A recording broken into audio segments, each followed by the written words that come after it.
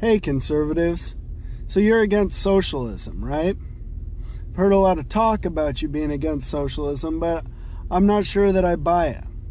Here's why. What is socialism? So socialism is when a state controls an industry, right? So they take over an industry and they tell you how much it's going to cost, what that industry is going to produce, what you're allowed to receive from that industry, etc., etc. So a good example of this might be the direction that we're going with the Affordable Care Act or Obamacare. Bah, that's socialism. It's bad. It's evil, right?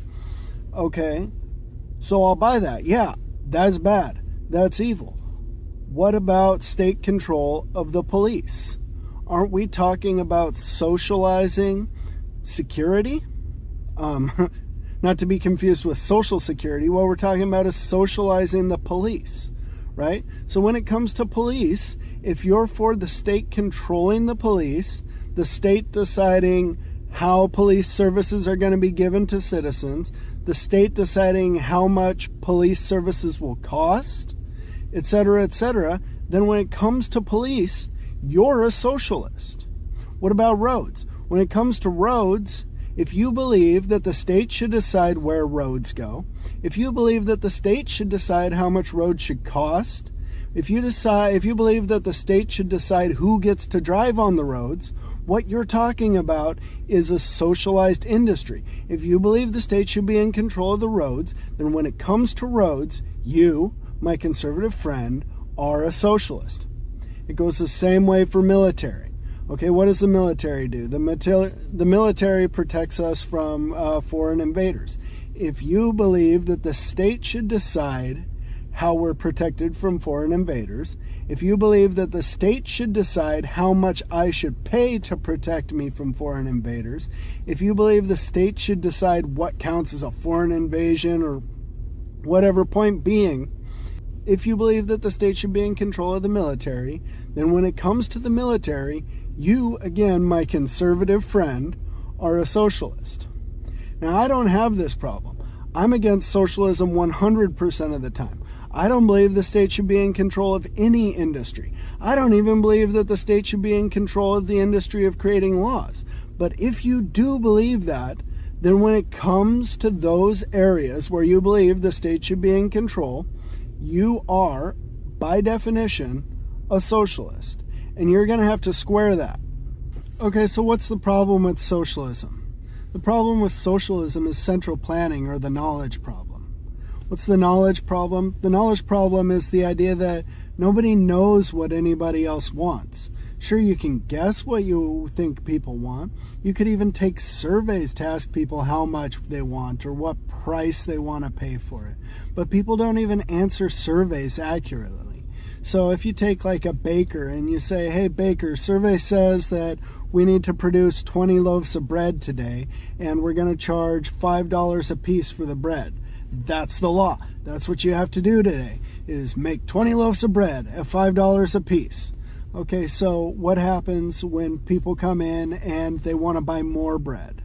Well, they're going to go hungry. What happens when nobody comes in that day and doesn't want any bread that day? Okay, well then the baker's just overproduced and he's going to have to eat that loss.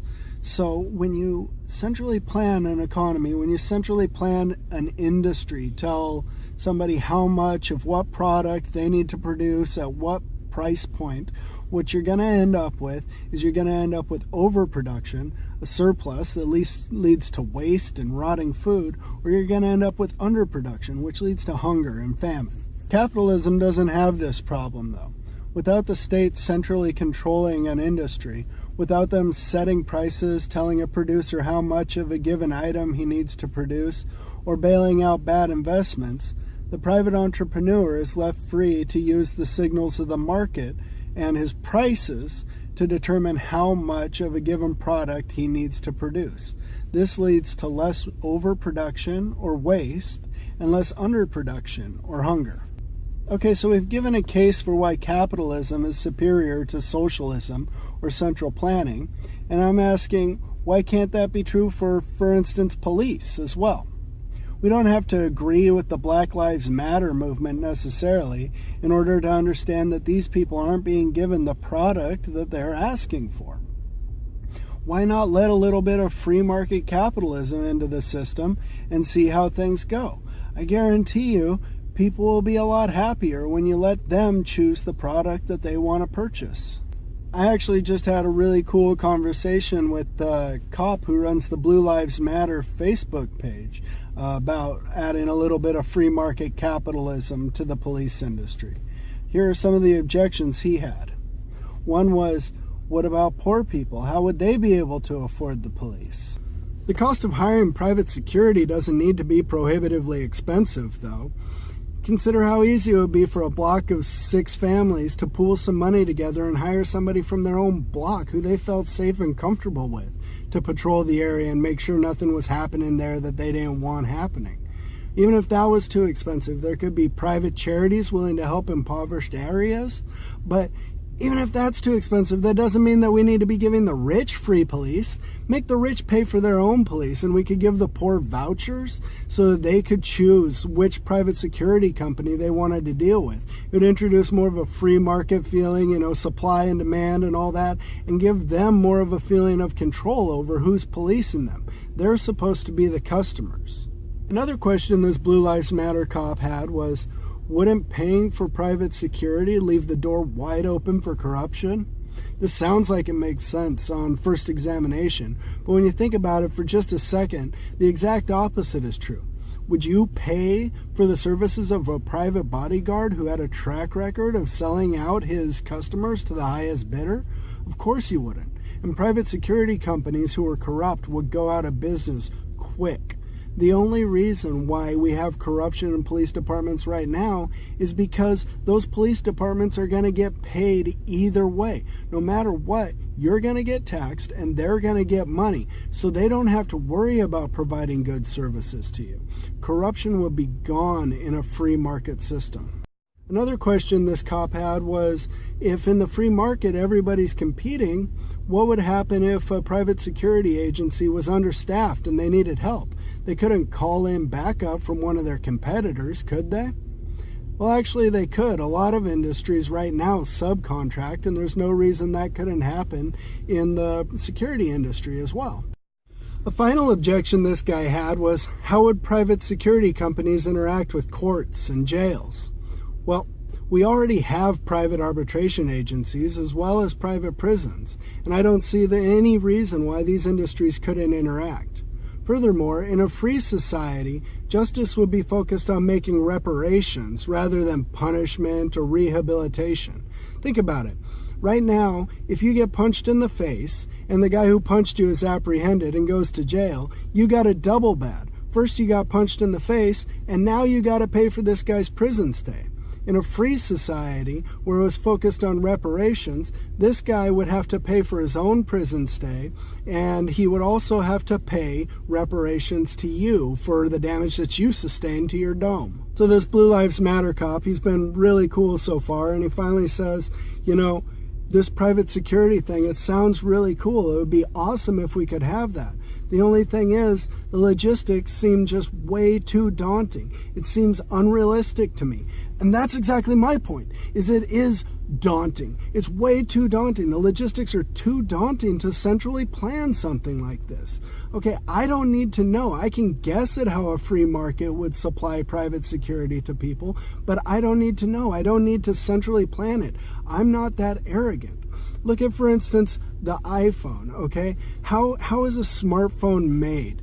Who gets the gold for the circuits? Who mines the gold? What kind of drill bit do you use to mine gold? Do you use a drill bit to mine gold? Where does the plastic come from? How does the plastic get from point A to point B? What's the melting point of plastic? How do you mold the plastic into the shape of a phone? What about the programs? How do we get programmers? Who trains programmers? Who takes out the programmer's trash? How do we know what programs to put on a phone? The logistics of building a smartphone are daunting.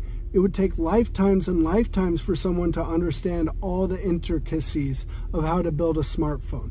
It takes thousands of people, each with different skill sets, in order to make this thing. And yet, Through the wonders of the free market, through supply, demand, and price, even the poorest people I know have a smartphone in their pocket. You see, it's very possible that our current policing industry is stuck in the dumb flip phone age as opposed to the even a bum has a smartphone age, simply because we're trying to centrally plan these daunting logistics. We need to set the police industry free into the free market and let the market work its wonders on them. And this goes for the roads and military and healthcare and all the government-run industries right now. We can set them free. We can put them in the free market. And I guarantee you, the free market will provide a lot better for you than any centrally planned agency could. Hey everybody, iron sharpens iron, so let me know if you have any disagreements or questions, and I'll be sure to respond to them. I'm really excited to hear you guys' opinions, and if you like what I'm doing, then like and share this video. All right everybody, take it easy. Bye.